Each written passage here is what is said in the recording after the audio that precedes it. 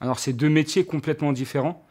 L'interprétation, l'interprétariat, selon comment on le dit, en fait, c'est vraiment retranscrire, c'est-à-dire traduire littéralement, tout de suite, ce que quelqu'un dit.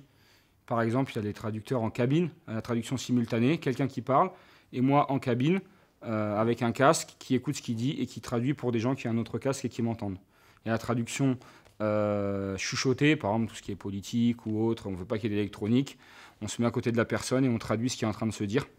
Ou alors on peut faire aussi de la consécutive, la personne fait quelques phrases, et après, nous, une fois qu'elle a fini, au bout d'une minute ou deux, on retraduit tout, ou du moins on fait un condensé, un résumé, selon ce qui est possible de faire.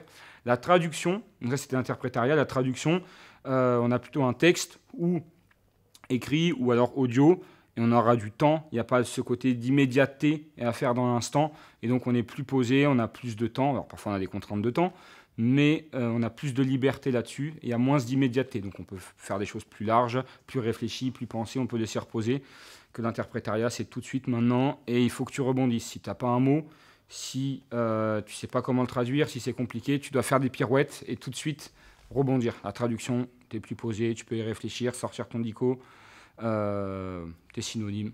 L'interprétariat, c'est maintenant, tout de suite, et c'est plus fatigant mentalement. Très bien. Ça a été très enrichissant parce qu'en fait, il y a eu beaucoup d'échanges, il y a eu beaucoup de questions, il y a eu beaucoup de remarques, de commentaires. Donc, selon le bagage de chaque élève, il y en a qui avaient un bagage plutôt orienté manga, d'autres orientés Harry Potter, d'autres le Trône de Fer. Et en fait, même question de langue en général, certains qui étaient bilingues, qui parlaient d'autres langues et qui étaient capables du coup de me faire des remarques, de rebondir sur ce que je disais.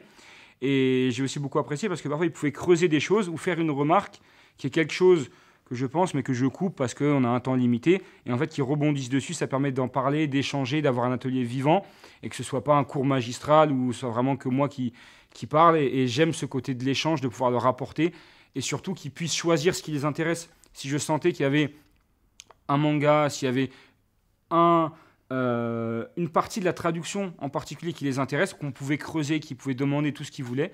Et je pense que ça a été vraiment là-dessus un super échange.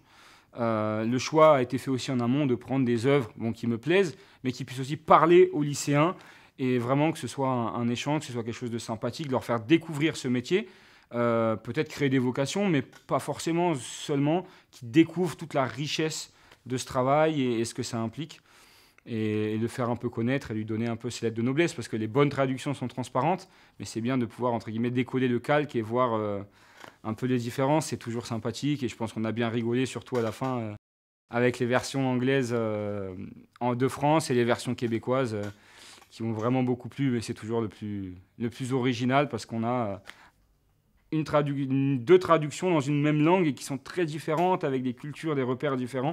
Et ça marque beaucoup. Donc je suis content d'avoir pu faire ça avec eux, parce que j'ai pas eu le temps de le faire ce matin. Et donc là, c'est vraiment le final en beauté, comme on voulait. C'était plutôt ma première expérience. Alors avec les jeunes, j'ai eu la chance de pouvoir donner des cours de catalan en tant que job étudiant il y a quelques années à Saint-Cyprien. Du coup, c'est un public qui est plus jeune, qui est moins réceptif. Là, j'aime beaucoup avec les lycéens, c'est qu'on peut échanger. Mais non, c'est un premier contact. En général, je travaille beaucoup seul, moi. Je suis assez solitaire et puis c'est un travail qui requiert de la solitude. Parfois des avis extérieurs quand on a des doutes, mais c'est pas le plus. C'est assez rare. Et donc là, c'est intéressant de pouvoir partager, échanger, rigoler sur ce thème. Mais non, non, c'est pas du tout une habitude, mais j'y ai pris beaucoup de plaisir. Et je suis content de sentir qu'ils en ont pris aussi. C'est un échange très riche et très beau.